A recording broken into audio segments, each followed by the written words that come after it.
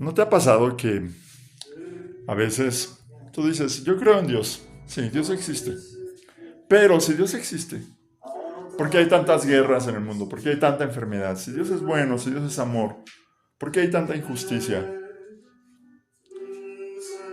¿Por qué cosas malas le pasan a la gente buena y cosas buenas le pasan a la gente mala? Para ser honesto, eso es algo que yo muchas veces le decía a Dios y le reclamaba, me enojaba con Dios.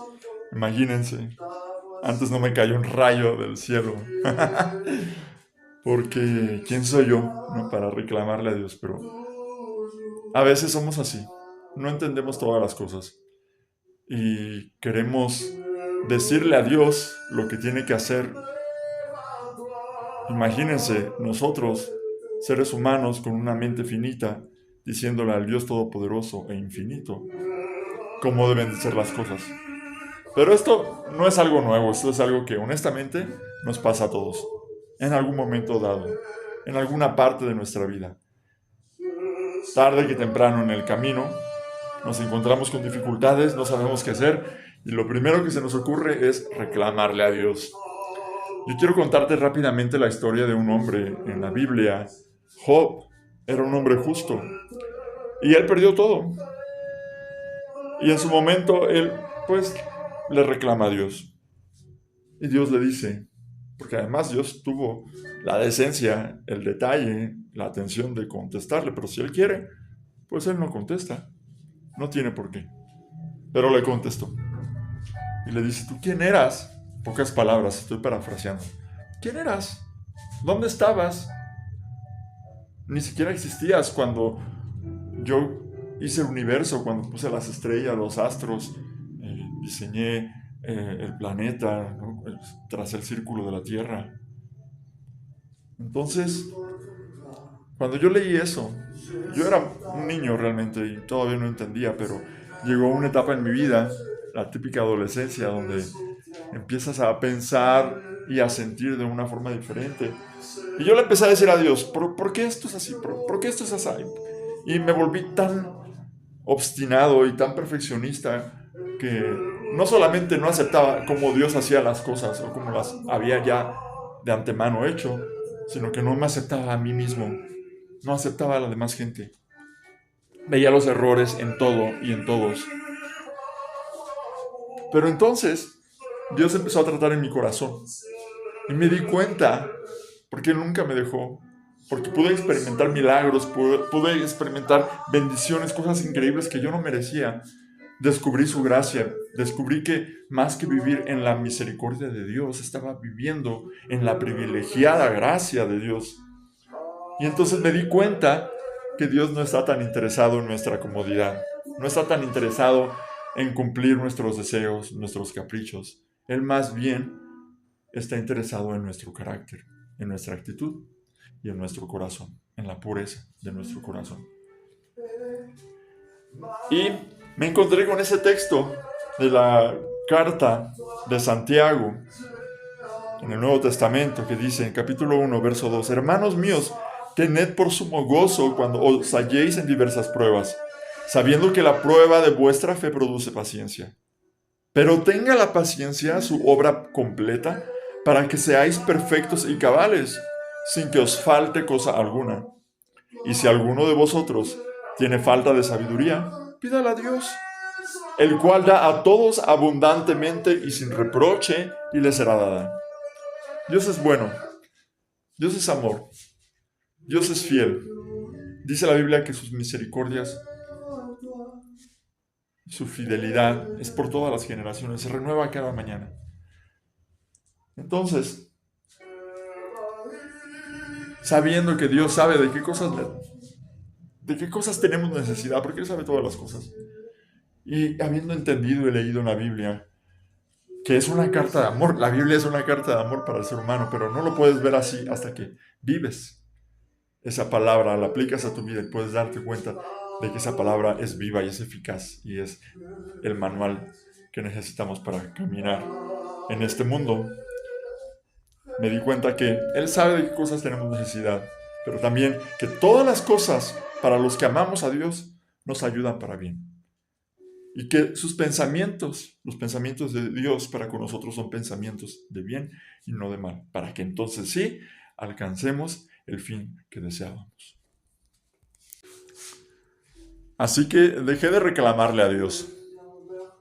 Empecé a darle gracias a Dios por todo. Me di cuenta que todo en esta vida es un regalo. Y justamente gracia, el origen, la raíz etimológica de la palabra gracia es regalo. Cuando descubres que todo es por gracia, sabes y entiendes que todo es un regalo de Dios. Este día, Dios te dice, te estoy dando una nueva oportunidad. Así que cuando entendemos eso, podemos ser agradecidos y vivir con la actitud que Dios espera de nosotros, una actitud de agradecimiento. Y entonces podemos apreciar y disfrutar lo que Dios nos da. Ciertamente el mundo es difícil, es complicado. Yo no te estoy diciendo que no.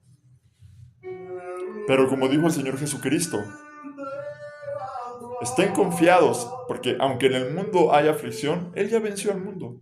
Y Él nos da esa victoria. Es decir, somos más que vencedores en Él, dice la Biblia. Tal vez estamos viviendo aflicciones en el tiempo presente, pero eso no quiere decir que en el futuro no vayamos a ser recompensados. Dios es fiel, recordemos eso. Dice la Biblia que Dios no es hombre para que mienta, ni hijo de hombre para que se arrepienta. Lo que Él ha dicho, eso Él hará. Así que sigue sembrando el bien, sigue sembrando amor, sigue sembrando gratitud, agradecimiento. Y vas a ver que eso vas a cosechar. Que vas a cosechar bendiciones. Porque Dios no es pobre. Porque Dios no es un mendigo. Porque Dios no es alguien necesitado de amor. Es más, Él, dice la Biblia, no tiene amor. Él es amor. De hecho, dice la Biblia, el que no ama no conoce a Dios, porque Dios es amor. Y más adelante dice, ¿cómo puedes decir que amas a Dios a quien no ves, si no amas a tu hermano a quien puedes ver?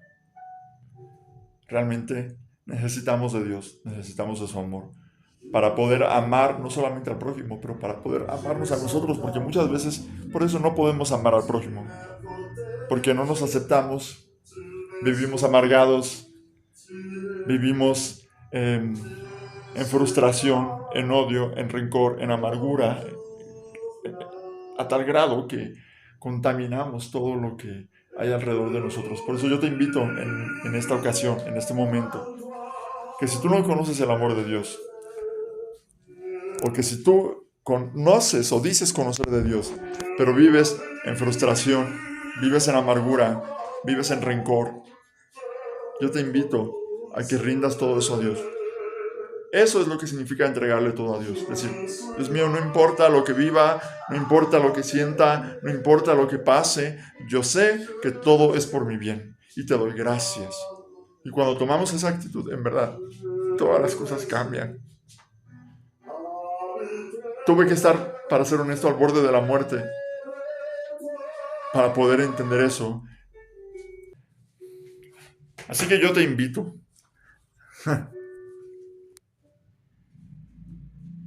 Así que yo te invito a que ya no vivas para ti, vive para Dios.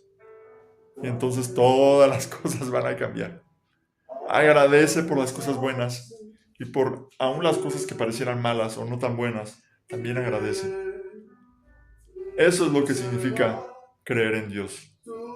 Creer en Dios significa dar pasos de fe. No quieras correr. Empieza ni siquiera caminando, gateando, arrastrándote, pero avanza. Avanza en fe. Porque Dios es real.